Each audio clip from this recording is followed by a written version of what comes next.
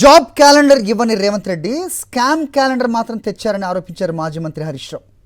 పొడవున్నానని తనను తిడుతున్నాడని, దేవుడు రేవంత్ రెడ్డిని పొట్టిగా పుట్టిస్తే ఎవరిది తప్పు అని ప్రశ్నించారు.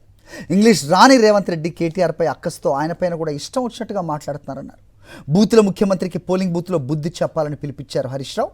సిద్దిపేట జిల్లా దుబ్బాక మున్సిపల్ ఎన్నికల ప్రచారంలో ఈ వ్యాఖ్యలు చేశారు ఆయన.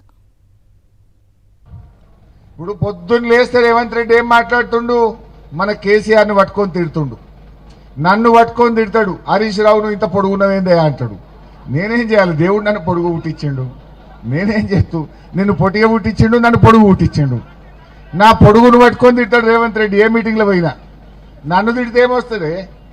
కేటీఆర్ను పట్టుకొని, ఆయనకి ఇంగ్లీష్ రాదు రేవంత్ రెడ్డికి.